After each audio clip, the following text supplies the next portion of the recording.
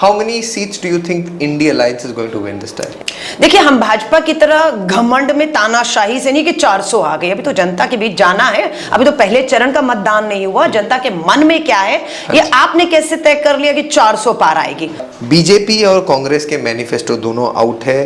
कांग्रेस की मैनिफेस्टो में आपको ऐसा क्या लगता है जो है that makes it better than BJP में? मुझे लगता है कोई कंपैरिजन ही नहीं कर सकते, तुलना ही नहीं है। वो तो जुमला पत्र है, 10 दिन बंद कमरे में बैठा कर बना दिया। हमारा न्याय पत्र है।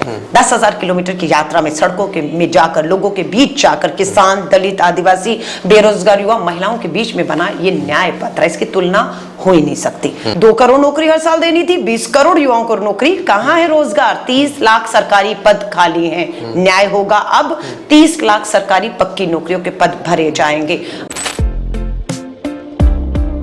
Good evening.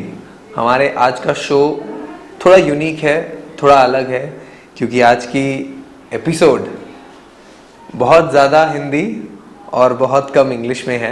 I had the opportunity to speak to Alka Lamba, who is a former MLA and the current president of the All India Mahila Congress, as she was here in Guwahati canvassing for the candidate for the Guwahati Lok Sabha constituency for Congress, Srimati Meera Borthakur, and well, I would request you to stick to the end of the show and find out what they have to say.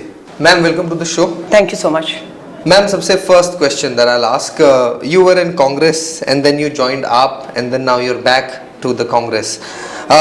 What do you think was the difference? What was the difference in both of the parties and how do you think Congress fares better? देखिए, मैं एक विचारधारा से अपनी 30 साल का जो राजनीति का सफर है, 25 साल कांग्रेस, 5 साल आम आदमी पार्टी में गई, लेकिन एक ही विचारधारा, वो है गांधी की विचारधारा, सत्य अहिंसा की, स्वराज का नारा, जन लोकपाल, इन सब नारों से मैं जुड़ी थी और उसी के साथ आज भी जुड़ी हुई हूँ।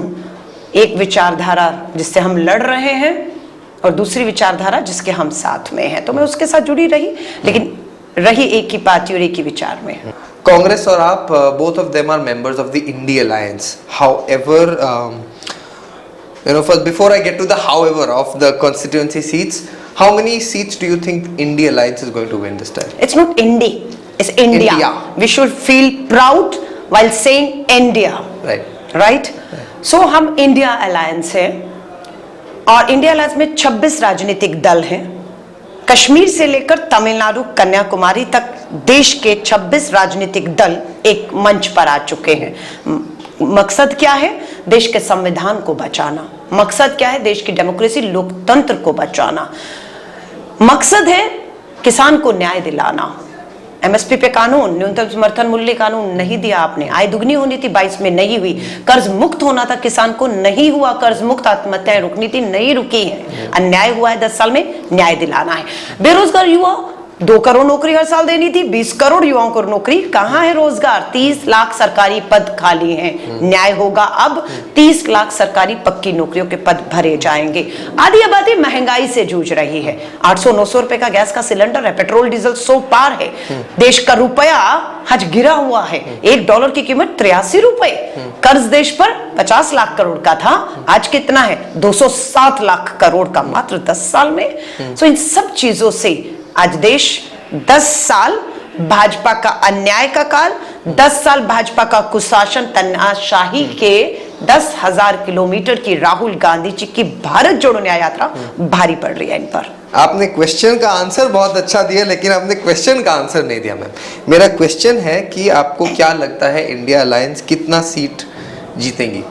देखिए, हम भाजपा की तरह घमंड में तानाशाही से नहीं कि 400 आ गए। अभी तो जनता के बीच जाना है। अभी तो पहले चरण का मतदान नहीं हुआ। जनता के मन में क्या है ये आपने कैसे तय कर लिया कि 400 पार आएगी? हम जनता के बीच में जा रहे हैं, अपने न्याय पत्र को लेकर जा रहे हैं। 5 न्याय 25 गारंटी लेकर जा रहे हैं। हाथ बदलेगा हालात, ये विश्वास लेकर जा रहे हैं और मुझे पूरी उम्मीद है हम भाजपा को 180 से 200 के बीच में रोकने जा रहे हैं। देश चाहता है और वही इंडिया अलायंस के नेतृत्व में 2024 की भारत में एक मजबूत स्थिर सरकार बनने जा रही है। मैम, इन असम, मैं लैंग्वेज थोड़ा इधर उधर कर रहा हूँ, I hope that is okay. In Assam, Congress has fielded candidates from to play elections in different constituencies, and of course in India Alliance also, other alliance parties have also shown interest. Do you think this way India Alliance will continue to be successful, or there is also एक ही constituency में दो लोग? मुझे बताइए, आप हमें इंडी कह रहे थे, एनडी में कितने हैं दल हैं? एनडी में हाँ, उसको कहते हैं नेशनल दंगा पार्टी। एनडी में 38 दल हैं, लेकिन एक अकेला सब पर भारी पड़ रहा है। कहाँ है लोकतंत्र, कहाँ है डेमोक्रेसी, कहाँ है डिस्कशन, कहाँ सीट शेयरिंग हो रही है? अगर आप कहेंगे हमसे, हमारी लगातार पटना कामयाब इंडिया अलायंस की सभा हुई, पटना में ऐतिहासिक पटना, मुंबई में आपने देखा, दिल्ली के रामलीला मैदान में आपने देखा, हम सब एकजुट हैं। हमारा ये मकसद नहीं है सरकार बनानी है या प्रधानमंत्री कौन बनेगा, इस देश के संविधान और लोकतंत्र को बचाना है, न्याय दिलाना है, और हम एकजुट हैं। हमारी बिल्कुल, मैं आपसे इत्तेफाक रखती हूं कि बंगाल, आपका पंजाब, आपका केरला, इंडिया अलायंस के उम्मीदवार वहां पर भी मैदान में हैं, लेकिन हम विकल्प दे रहे हैं कि आप पंजाब आएंगे, 13 पे आम आदमी पार्टी लड़ रही है और 13 पे कांग्रेस लड़ रही है, लेकिन हमने विकल्प दिया है कि सामने भाजपा है और आपके पास 2 विकल्प हैं, दोनों में से जो जीतेगा वो इंडिया अलायंस में जाएगा। वैसे ही बंगाल में ममता बनर्जी जी ने, टीएमसी ने साफ कर दिया है कि हम इंडिया अलायंस में हैं। टीएमसी के, लेफ्ट के, कांग्रेस के, बंगाल में जो भी जीतेगा वो इंडिया अलायंस में आएगा। केरला में लेफ्ट और कांग्रेस के बीच में 20 सीटों का मुकाबला है, भाजपा 0 है वहां पर। हम आमने सामने लोगों को विकल्प दिया है कि लेफ्ट जीते केरला में, हम जीतेंगे तो वो इंडिया अलायंस में जाएगा। तो ये स्वाभाविक है कि इंडिया अलायंस की पूर्ण बहुमत की सरकार बनने जा रही है, लोग ऐसा चाहते हैं, इसलिए ये होने जा रहा है। तो बीजेपी, जिस तरह आपने अभी कहा, बीजेपी नॉर्थ और वेस्ट यूजुअली डोमिनेट कर रही है और बहुत ही कम प्रेजेंस है उनका साउथ का। तो ऐसा क्या स्ट्रेटजी है जिस पे आपको लगता है कि Congress will continue to retain the strength in the south and also west और ईस्ट से बीजेपी की सीट्स कमाए? देखिए, पहले हम लोग भारत को एक ही देखते थे, लेकिन जब से भाजपा डिवाइड हो गया, साउथ अलग हो गया, नॉर्थ अलग हो गया, उत्तर पूर्व अलग हो गया। अब मोदी जी को पता है कि मुझे जो उत्तर भारत में जो बहुमत यूपी दूसरे राज्यों में मिला है वो अब नहीं मिल रहा है। उन्हें भारी सीटों का नुकसान उत्तर भारत में हो रहा है, इसलिए वो दक्षिण भारत की तरफ चले गए हैं। अब तमिलनाडु, केरला की सड़कें नाप रहे हैं। पर हम लोगों ने कर्नाटका में हाल ही में भाजपा की डबल इंजन की सरकार को हरा दिया है। हमने तेलंगाना में, जो भाजपा के हमारे प्रधानमंत्री जी रोड शो कर करके कह रहे थे, दावे कर रहे थे, तेलंगाना में वहां पर भी रोक दिया। दोनों जगह कांग्रेस की सरकार बनी है और हमने उस भाजपा को, जिसका नारा क्या था, कांग्रेस मुक्त भारत, देश ने होने नहीं दिया, लेकिन उसी देश ने दक्षिण भारत मुक्त भाजपा कर दिया। पूरे भाजपा का सफाया दक्षिण भारत में हो गया, कोई वहां पर उनको सीटें नहीं आ रही। उत्तर भारत में जो इनका भारी नुकसान हो रहा है उसकी भरपाई कहीं से होती हुई नहीं दिख रही। जहां से आप उत्तर पूर्वी राज्यों की बात करेंगे, जहां से राहुल गांधी जी की भारत जोड़ो न्याय यात्रा शुरू हुई, वही उत्तर पूर्व राज्य का एक मणिपुर जल रहा है। प्रधानमंत्री जी गुवाहाटी की सड़कों पर इस समय घूम रहे हैं जब आप और मैं बात कर रहे हैं, लेकिन मणिपुर जाने की हिम्मत नहीं दिखा पा रहे हैं। उस अरुणाचल प्रदेश में पहले चरण में 19 को चुनाव है, विधानसभा का भी अरुणाचल प्रदेश में और 2 लोकसभा की सीटों पर भी। प्रधानमंत्री जी हिम्मत नहीं दिखा पा रहे, क्यों? क्योंकि वहां पर सवाल उठ रहा है कि चीन लद्दाख के बाद अरुणाचल में हमारी सीमाओं में घुस आया है या नहीं। मोदी जी ना ये कह रहे हैं कि नहीं घुसा, और ना अब ये कह पा रहे हैं ना कोई घुसा था ना कोई घुसा हुआ है। लद्दाख में आंदोलन हो रहा है, भाजपा का एक लौता सांसद लद्दाख से है, लद्दाख सड़कों पर है, बार बार चीख के कह रहे हैं प्रधानमंत्री जी धोखा मत करिए, लद्दाख में चीन घुस आया है। प्रधानमंत्री जी वहां घुस के लाल आंख दिखाने की चीन को हिम्मत नहीं दिखा पा रहे हैं। तो ये पूरा 400 सीटों के इनके दावों की हवा निकाल रहा है। 10 साल देश पूछ रहा है, कम पड़ गए प्रधानमंत्री जी? 10 साल पूर्ण बहुमत दिया आपको, डबल इंजन की सरकारें दी आपको, और आप आज अपनी रिपोर्ट कार्ड पेश नहीं कर पा रहे कि 10 साल की ये मेरी रिपोर्ट कार्ड है। बंद कमरों में बैठ के 10 दिन पहले घोषणा पत्र बनाया जा रहा है और हमारा न्याय पत्र 10,000 किलोमीटर की भारत जोड़ो यात्रा से बनकर आता है। इसलिए हमें विश्वास है न्याय की जीत होगी और अन्याय हारेगा। ठीक है मैम, एक बार थोड़ा अटेंशन आपका दिल्ली को ले जाता हूँ, दिल्ली के तरफ ले जाता हूँ। आपके फॉर्मर कलीग और दिल्ली के चीफ मिनिस्टर अभी करप्शन के चार्जेस के साथ जूझ रहे हैं। Do you think his arrest is going to impact the Lok Sabha elections? मैं एक साधारण सी बात आपसे कहती हूँ। आपने उत्तराखंड, हमारे झारखंड के चुनी हुई सरकार के चुने हुए मुख्यमंत्री को जेल में बीच चुनाव में डाला। आपने दिल्ली की लोकतांत्रिक चुनी हुई सरकार के चुने हुए मुख्यमंत्री को बीच चुनाव में जेल में डाल दिया। 400 सीटें पार का दावा करने वाली की हरकतें ये नहीं होती हैं। अब आप कह रहे हैं उसका असर क्या होगा? उसका असर भाजपा पे बहुत बुरा होने वाला है। कारण ये है, आप पर मुझ पे कोई आरोप लगता है तो आरोप के बाद क्या होता है? उस आरोप की एक जांच होती है, कोर्ट में केस चलता है, सबूतों के आधार पर कोर्ट आपको अगर दोषी पाता है तो आपको सजा होनी चाहिए। लेकिन यहां क्या हो रहा है? यहां क्या हो रहा है? यहां पर सीधा सजाएं हो रही हैं, सीधा जेलों में ठूसा जा रहा है। और एक एक साल तक, मनीष सिसोदिया 1 साल से जेल में है, सत्येंद्र जैन 1 साल से जेल में हैं। हम ये कह रहे हैं आप मामले चलाइए, दोषी साबित करिए, तब सजाएं देंगे। लेकिन सिर्फ 25 तारीख को दिल्ली का चुनाव है, झारखंड का चुनाव हो जाएगा, सब खत्म हो जाएगा, मुद्दा नहीं रहेगा। क्योंकि सच्चाई ये है कि 24 लोगों पर ईडी के मामले दर्ज होते हैं। कितने? 24 लोगों पर 22 लोग भाजपा में शामिल हो गए, 22 के ऊपर ईडी के मामले खत्म, 22 जिद बरी। चाहे वो आपके छगन भुजबल, अजीत पवार, आपके नारायण राणे, आपके यहाँ के मुख्यमंत्री असम के, कितने नाम गिनवाएं, सबको जो है, प्रफुल्ल पटेल, नए ईडी के मामले खत्म हुए। तो आपने सबको बाइज्जत बरी करके मोदी वॉशिंग मशीन में धुलकर आप लोगों के बीच में ले आए, है ना? तो बेनकाब हुए हैं आप भ्रष्टाचार के मुद्दे पर। आज भी प्रधानमंत्री भ्रष्टाचार, और लोग उनके नेता ही कह रहे हैं कि या तो आप जेल जाइए या भाजपा में आ जाइए, है ना? तो जितने भी भ्रष्ट थे जेल में जाने से बचाकर भाजपा में लाकर उम्मीदवार बनाकर टिकटें दे रहे हैं। आप गुवाहाटी आए हैं मीरा बोर ठाकुर को सपोर्ट करने के लिए कांग्रेस की तरफ से। आपको ऐसा क्या लगता है, what are the factors that will sway people in favour of voting for Mira Borthakur, जबकि गुवाहाटी एक बीजेपी बेस्टियन रही है पिछले 15 सालों से? 15 सालों से ना, और उससे पहले क्या था? कांग्रेस थी। लोगों ने, ठीक है लोकतंत्र है, पहले कांग्रेस को मौका दिया, उसके बाद 15 साल भाजपा की डबल इंजन की सरकार देने के बाद लोग आज देख रहे हैं हमें क्या मिला, और आज वो सोच रहा है। जहां तक मीरा जी की बात है, वो भाजपा में रही, लेकिन जब देखा कि ये अटल अडवाणी वाली भाजपा नहीं है, ये मोदी शाह वाली भ्रष्ट, मौके का फायदा उठाना, भ्रष्टाचारियों को पार्टी में लाना, सत्ता, धन, बल, ईडी, सीबीआई, इनकम टैक्स का दुरुपयोग करना, इन सब का जब उन्होंने देखा तो वो भाजपा से कि नफरत की, बांटने की, गोडसे की विचारधारा को छोड़कर गांधी की विचारधारा में आई। हमने उनको विधानसभा टिकट दिया, वो कामयाब नहीं हुई, लेकिन मैदान छोड़ा मीरा ने। एमएलए हारने के बाद परिणाम स्वीकारा, हार नहीं स्वीकारी और लड़ती रही, और आज हमने उनको लोकसभा का टिकट देकर उम्मीदवार बनाया है। वहीं भाजपा ने, आप याद करिए, राजधानी दिल्ली से मीनाक्षी लेखी, केंद्रीय विदेश मंत्री, राज्य मंत्री, टिकट काट के घर मार्गदर्शन मंडल में बिठा दिया। वरुण गांधी, अभी तो उम्र नहीं थी वरुण गांधी की, मार्गदर्शन मंडल में बिठा दिया। परवेश साहब सिंह वर्मा युवा है, अभी तो 50 साल भी उम्र नहीं है, सांसद है, 10 साल, मार्गदर्शन मंडल में बिठा दिया। तो बात यह है कि इन्होंने, डॉक्टर हर्षवर्धन कोरोना काल में हेल्थ मंत्री थे, डॉक्टर हर्षवर्धन, क्या किया? मार्गदर्शन मंडल में बिठा दिया।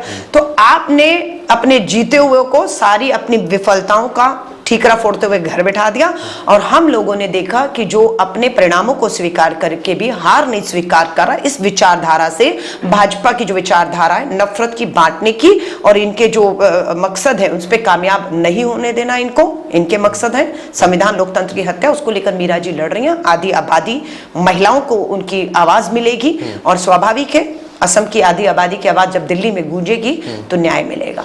और इसी बात पे मैं आऊंगा मैनिफेस्टो पे, क्योंकि आपने रिजर्वेशन की बात करी और महिलाओं की बात करी। बीजेपी और कांग्रेस के मैनिफेस्टो दोनों आउट है। कांग्रेस की मैनिफेस्टो में आपको ऐसा क्या लगता है जो है that makes it better than BJP में मुझे लगता है कोई कंपैरिजन ही नहीं कर सकते, तुलना ही नहीं है। वो तो जुमला पत्र है, 10 दिन बंद कमरे में बैठा कर बना दिया। हमारा न्याय पत्र है, 10,000 किलोमीटर की यात्रा में सड़कों के में जाकर, लोगों के बीच जाकर, किसान, दलित, आदिवासी, बेरोजगार युवा, महिलाओं के बीच में बना ये न्याय पत्र है। इसकी तुलना हो ही नहीं सकती।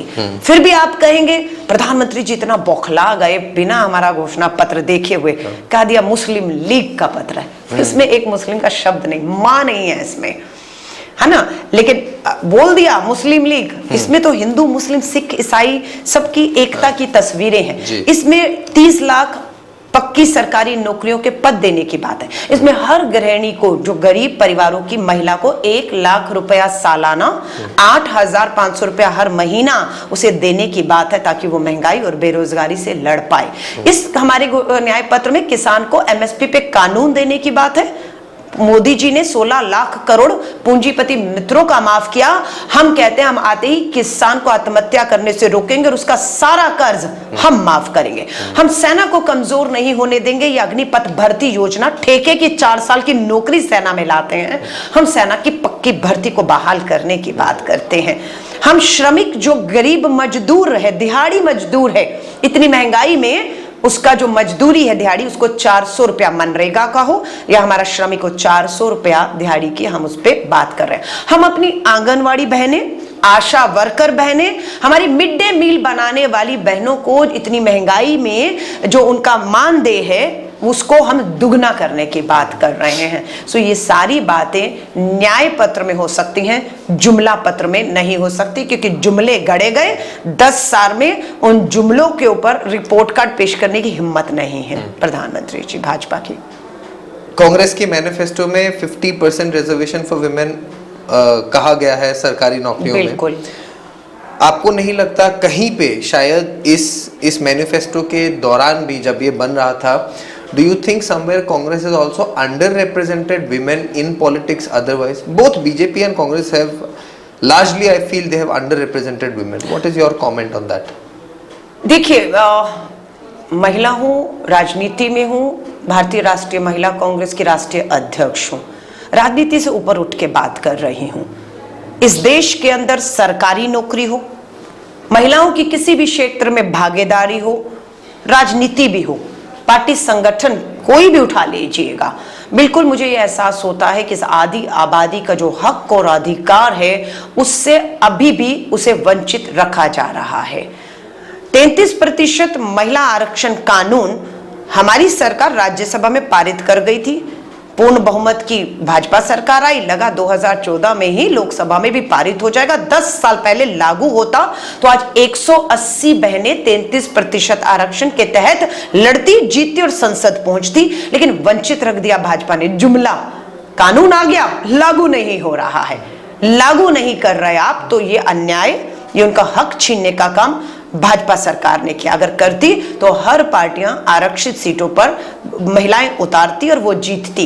ये संघर्ष है, ये लड़ाई है, और भारतीय राष्ट्रीय कांग्रेस के अंदर की जो बात है उसमें उस लड़ाई को लड़ना और उसे आधी आबादी के लिए हक दिलाकर जीताना मैं हूं या प्रियंका गांधी जी हूं। उत्तर प्रदेश में प्रियंका गांधी जी महासचिव प्रभारी थी, संगठन में फैसला कर दिया 40% सीटों पर उत्तर प्रदेश के विधानसभा चुनाव में महिलाएं लड़ेंगी। 150 महिलाओं को उत्तर प्रदेश में प्रियंका गांधी जी पहली पार्टी, पहली नेता, पहला राज्य था, उतार दिया गया। इस उम्मीद से कि अब उत्तर प्रदेश में भाजपा भी इन सीटों पर अपनी महिलाओं को उतारेगी या दूसरे राजनीतिक दल भी महिला को उतारेंगे, कुछ भी हो जीतेगी महिला। लेकिन नहीं, उन्होंने ब्रजभूषण शरण जैसे, कुलदीप सिंह सेंगर जैसे, राम दुलारे जैसे, जिन पे नाबालिग बेटियों के बलात्कार, यौन उत्पीड़न के गंभीर आरोप हैं, हमारी महिला बहनों के सामने ऐसे लोगों को उतार दिया। धन, बल, सत्ता, चरित्र हनन तक उनसे हुए, ये किया उन्होंने। लेकिन हमने हिम्मत दिखाई और इस हिम्मत को हम दिखाते रहेंगे। हमारी बहनें, मैंने फिर कहा, मीरा जी चाहे विधानसभा के चुनाव परिणाम में नहीं कामयाब हुई, फिर भी हमने उन पर विश्वास जताया और आगे बढ़ाने का काम कांग्रेस कर रही है। आखिरी 2-4 ही सवाल है मैम। एक उसमें से ये है कि मैनिफेस्टो को नरेंद्र मोदी ने कहा है, प्राइम मिनिस्टर मोदी ने कहा है that Congress is the sultan of टुकड़े टुकड़े गैंग। इसमें आपका कुछ कमेंट? आपको लगता है 140 करोड़ के देश का प्रधानमंत्री 10 साल से पूर्ण बहुमत से सत्ता में हो, 400 सीटों का भविष्य में दावा कर रहा हो, उसकी जुबान पर मुस्लिम लीग, टुकड़े टुकड़े गैंग, किसी ने क्या खा लिया है, ओहो हो, ये कैसे खा लिया है? समझ रहे किसकी बात कर रही हूं? खाने के ऊपर कमेंट करते हैं देश के प्रधानमंत्री। देश के प्रधानमंत्री जब कर्नाटक में इनकी सरकार थी, कोई क्या पहनेगा, बेटियां क्या पहनेंगी, वो ये तय करते हैं। दक्षिण भारत में किस राज्य में कौन सी भाषा बोली जाएगी, तमिलनाडु का जो संस्कृति भाषा, ये हमला भाषा पे करते हैं, ये हमला आपके खान पान पर करते हैं, ये आप पर हमारी जो संस्कृति है उस पर हमला करते हैं। और ये हमला देश के संविधान पर होता है, क्योंकि ये हक और अधिकार आप सबको देश के संविधान ने दिए हैं। आप क्या पहनेंगे, क्या खाएंगे, क्या पिएंगे, क्या भाषा, क्या राज्य है, अनेकता में एकता को जो संभाल कर संविधान ने रखा है, उस पर हमला है।